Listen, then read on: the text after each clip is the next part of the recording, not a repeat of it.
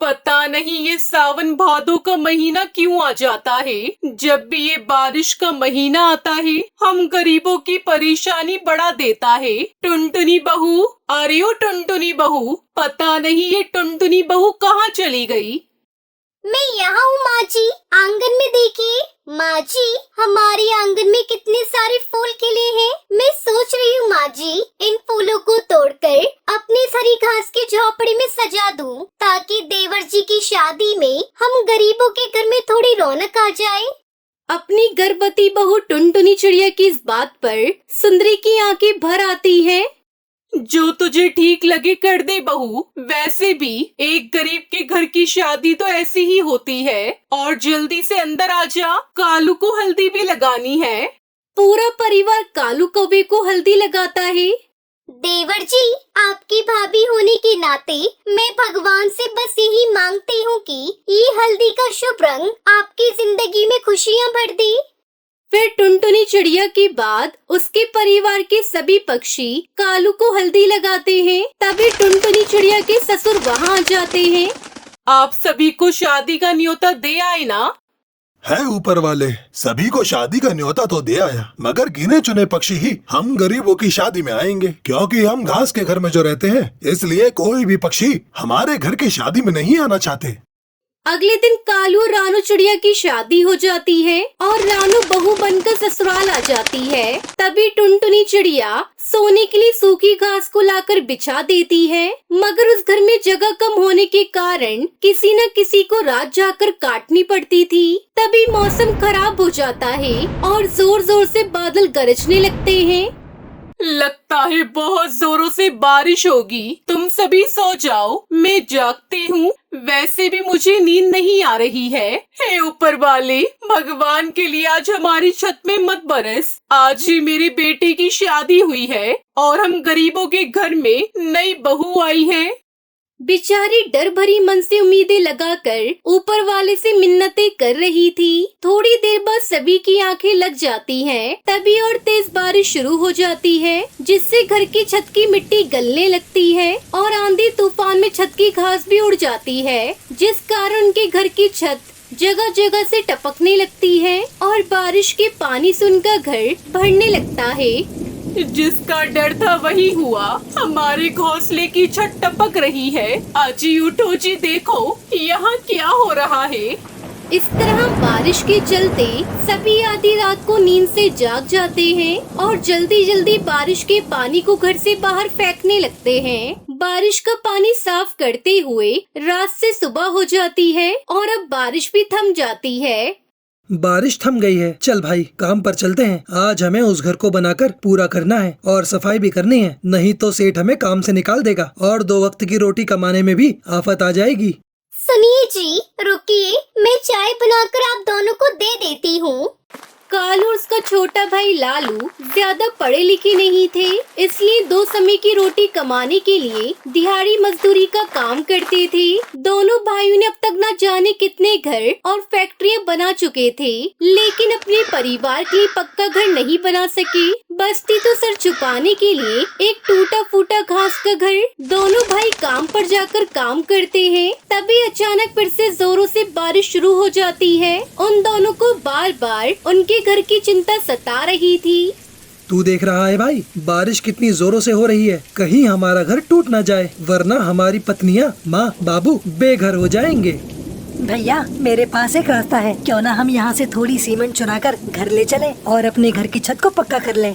छत छिन जाने के डर से कालू और लालू एक बोरी में सीमेंट भरने लगते हैं। तभी मुखिया सेठ उन्हें चोरी करते देख लेता है। अरे बेईमान, कामचोर कालू और लालू, ये सीमेंट की चोरी तुम दोनों को बहुत महंगी पड़ेगी। अरे ओ मजदूरों, बाहर फेंक दो इन दोनों को। अब तुम्हें 1 रुपया भी नहीं मिलेगा और अगर आज के बाद यहाँ दिखाई दिए ना, तो तुम दोनों की टांगे तोड़वा कर कबाड़ बनवा दूंगा। ऐसा मत करो सेठ जी, ऐसा मत करो, हमारी मेहनत मजदूरी दे दो। मगर मुखिया हरिया तोता उनकी एक नहीं सुनता और मार पीट कर उन्हें भरी बारिश में सड़क पर फेंक देता है। वहीं दूसरी तरफ बारिश के चलते टुनटुनी चिड़िया का घोंसले की छत टूट जाती है। बेचारी टुनटुनी और रानू चिड़िया छत पर चढ़कर जैसे तैसे अपने घर को ठीक करती है, लेकिन कच्ची छत बारिश की मार नहीं सह पाती और उसका घोंसला पूरी तरह से ढह जाता है। दोनों भाई घर वापस आते हैं तो देखते हैं कि सभी बारिश में भीग रहे होते हैं। अजी आप आ गए। देखिए ना, हम बेघर हो गए, हमारा घोंसला टूट गया। अब हम क्या करेंगे, कहाँ जाएंगे?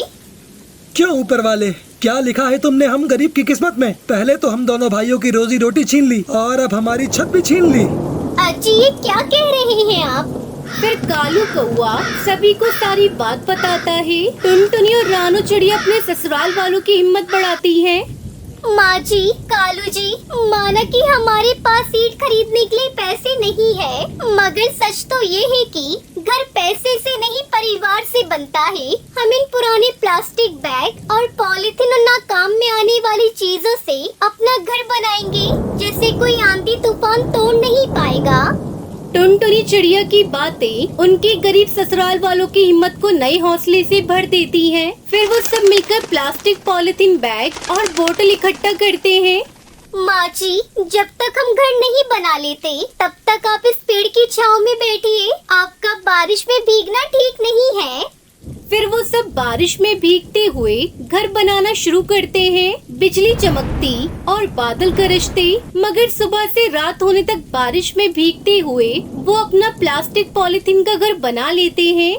माँ जी, बाबूजी, चलिए सभी घर के अंदर चलिए, हमारा घर तैयार हो गया है। प्लास्टिक, पॉलीथिन के घर के अंदर आकर ससुराल वालों के चेहरे खुशी से खिल उठे। बेटा, तुम चारों ने तो मिलकर बहुत बड़ी प्लास्टिक पॉलीथीन का घर बनाया है। अब हम में से किसी को रात भर जागना नहीं पड़ेगा। सुना था कि बहुएं ससुराल के घर आंगन में लक्ष्मी का रूप बनकर आती हैं। बहू, मुझे देखकर ऐसा लग रहा है जैसे हम गरीबों के घर में ऊपर वाले का भेजा हुआ कोई फरिश्ता हो तुम दोनों। वरना जब हम बेघर होकर सड़क पर आ गए थे तब तुम दोनों अपने घर भी जा सकती थी। बापूजी, मैं इस घर की बहू हूँ और बहू का संसार उसके ससुराल से ही होता है। और विदाई के समय पिताजी ने कहा था, शादी के बाद ससुराल का सुख दुख तो बहू का भी सुख दुख होता है। टुनटुनी चिड़िया की ये सब बातें ससुराल वालों के दिल छू लेती हैं और वो सभी एक साथ बारिश में प्लास्टिक, पॉलीथिन के घर में खुशी खुशी रहते हैं। कालू कौवे के 5 बेटे थे। उसे अपने 5 बेटे होने का बहुत घमंड था। कालू अपने बेटों के आगे किसी की भी नहीं सुनता, बस हर समय दूसरे पक्षियों से झगड़ता रहता। एक दिन की बात है। टुनटुनी चिड़िया, तू अपनी बदनसीब बेटी को लेकर यहाँ से चली जा, क्योंकि अब मेरे 5 बेटे आ गए हैं। अरे कालू भैया, मेरी बेटी अभी अभी झूले पर चढ़ी है, तो थोड़ी देर उसे झूलने दो। एक बार कहा ना, तेरे समझ में नहीं आता। इस झूले पर अब मेरे बेटे झूलेंगे, तो तू अपनी बेटी को अभी के अभी नीचे उतार, वरना इसे धक्के देकर नीचे गिरा दूंगा। कहानी में आगे बढ़ने से पहले दोस्तों, मतलब कि इस दुनिया में वो पिता ही तो है जो औलाद को बेमतलब प्यार करता है। तो आज उस पिता के लिए इस वीडियो को लाइक और चैनल को सब्सक्राइब कर दें। क्या कहा कालू भैया, तुम मेरी बेटी को धक्का दोगे? हाथ तो लगा कर दिखाओ। टुनटुनी चिड़िया के इतना कहते ही कालू टुनटुनी चिड़िया की बेटी को झूले से नीचे गिरा देता है और सुनहरी चिड़िया को चोट लग जाती है। ले, अब तेरी बेटी को हाथ भी लगा दिया और उसे नीचे भी गिरा दिया। अब इसको लेकर चुपचाप यहाँ से चली जा। कालू, इतना भी घमंड ठीक नहीं है। एक दिन तुम बहुत पछताओगे और फिर तुम्हें अपने अहंकार का एहसास होगा। ऐसे कहकर टुनटुनी चिड़िया अपनी बेटी को वहाँ से ले जाती है, परंतु कालू कौवे को तो जरा भी फर्क नहीं पड़ता। बेटो, ये चिड़िया तो यूं ही बकवास करती है, इसकी बातों पर कोई ध्यान मत देना। बस ये याद रखना कि तुम 5 हो और तुम 5 को कोई नहीं हरा सकता। वहीं सुनहरी चिड़िया के बहुत दर्द हो रहा होता है। मम्मा, जब से कालू अंकल ने मुझे नीचे गिराया है तब से मेरे पंखों में बहुत दर्द हो रहा है। मम्मा, मेरी प्यारी बेटी, मैं अभी आपके पंखों में दवा लगा देती हूँ, फिर सारा दर्द खत्म हो जाएगा। उसके बाद टुनटुनी चिड़िया अपनी बेटी के पंख पर दवा लगाती है और उसे सहलाते हुए सुला देती है। सुनहरी तो सो गई है, मैं जल्दी से भोजन की खोज में चली जाती हूँ। ऐसे सोचकर टुनटुनी चिड़िया भोजन की खोज में चली जाती है। रास्ते में बंटी कबूतर भी टुनटुनी चिड़िया के साथ भोजन लेने चला जाता है। वो दोनों दूर के जंगल में भोजन खोजते हैं, तभी उन्हें आम का पेड़ दिखाई देता है। टुनटुनी चिड़िया, इस पेड़ पर तो ढेर सारे आम लगे हैं, चलो जल्दी जल्दी इसे तोड़कर घर ले जाते हैं। फिर वो दोनों अपनी चोंच आम को मारने ही वाले थे कि तभी वहाँ पर कालू कौवा अपने बेटों के साथ आ जाता है। रुक जा कबूतर, रुक जा, इन आमों को छूना भी मत। पर क्यों कालू, हम इन आमों को क्यों नहीं छू सकते? क्योंकि ये सारे आम हमारे हैं, तो तुम यहाँ से चले जाओ। पर कालू, यहाँ पर तो तुमसे पहले हम आए थे, तो सारे आम तेरे कैसे हुए? हम भी आम लेकर ही जाएंगे। पहले चाहे कोई भी आया हो, पर अब यहाँ पर मेरा राज है, तो तेरी भलाई इसी में है कि चुपचाप यहाँ से चला जा, वरना मुझे अच्छे से आता है तुझे भगाना। टुनटुनी चिड़िया तो कालू कौवे से पहले ही डरी हुई थी। वो बंटी कबूतर को भी समझाती है। कबूतर भैया चलो यहाँ से, इस कालू को ही लेने दो सारे आम, हम कोई दूसरा पेड़ खोज लेते हैं। पर चिड़िया बहन, आज ये एक पेड़ पर अपना कब्जा कर रहा है, धीरे धीरे पूरे जंगल को अपना बना लेगा। नहीं नहीं, मैं ऐसा नहीं होने दूंगा। अगर तुम दोनों की बातें खत्म हो गई हो तो यहाँ से चले जाओ और हमें आम खाने दो। कालू, मैं तुझसे डरता नहीं हूँ, आम तो मैं भी खाकर ही रहूंगा। ऐसे कहकर बंटी कबूतर एक आम तोड़ लेता है। ये देखकर कालू को बहुत गुस्सा आता है और वो बंटी कबूतर पर हमला शुरू कर देता है। फिर दोनों में काफी देर तक लड़ाई होती है। दोनों एक दूसरे को गुस्से में मारे जा रहे थे। हे भगवान, ऐसे तो ये दोनों एक दूसरे को ही मार देंगे। बच्चों, आप अपने पापा को पकड़ो, मैं बंटी कबूतर को पकड़ती हूँ। फिर सारे बच्चे कालू को पकड़कर दूर हटा देते हैं और टुनटुनी चिड़िया भी बंटी कबूतर को दूर कर देती है। बच्चों छोड़ दो मुझे, आज मैं इस कबूतर को सबक सिखा के ही रहूंगा कि कालू से लड़ने का क्या अंजाम होता है। छोड़ो मुझे। कालू, सबक तो तुझे मैं सिखाऊंगा, बड़ी अपनी मनमानी करता फिरता है। बंटी भैया चुप हो जाइए और देखो अपने आप को, कितनी सारी चोट लगी है। फिर बड़ी मुश्किल से टुनटुनी चिड़िया बंटी कबूतर को वहाँ से ले जाती है। कबूतर भैया, कालू बहुत बुरा हो गया है, उसने मेरी सुनहरी बिटिया को भी जरा सी बात पर झूले से नीचे गिरा दिया था, इसलिए आप भी कालू से लड़ाई ना किया करें। टुनटुनी चिड़िया, ये बात आपने मुझे पहले क्यों नहीं बताई? मैं उस कालू को छोड़ता नहीं, उसे और भी मारता। बंटी भैया, आप कब तक कालू से लड़ोगे? अभी तो उसके बेटे छोटे हैं, परंतु जब वो बड़े हो जाएंगे तो वो अपने पिता के जैसे ही बुरे बन जाएंगे और सबसे बदला लिया करेंगे। फिर बड़ी मुश्किल से टुनटुनी चिड़िया बंटी कबूतर को वहाँ से ले जाती है। टुनटुनी चिड़िया ऐसे बंटी कबूतर को समझा देती है और बंटी कबूतर भी आगे से कालू से लड़ाई ना करने की ठान लेता है। अगले दिन कालू के पंख और पैरों में दर्द हो रहा था, जिसके कारण वो अपनी जगह से हिल भी नहीं पाता है। पिताजी, आज आप घर पर ही रहें और हम जाकर जंगल से भोजन लाते हैं। ठीक है, आज तुम सब भोजन लेने चले जाओ और याद रखना, जैसे मैं लाता हूँ ठीक वैसे ही तुम्हें भी भोजन लाना होगा। पिताजी, हमें सब याद है, हम भोजन छीन कर ही लाएंगे, आप बस हमें ये बता दो कि आपको कौन सा फल खाना है। शाबाश मेरे बच्चों, अब जाओ और मेरे लिए एक मीठा सा पपीता लेकर आना।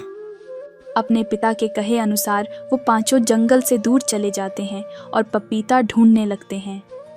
भैया, वो देखो, एक छोटा बच्चा पपीता खा रहा है, चलो उससे छीनकर पपीता घर ले जाते हैं।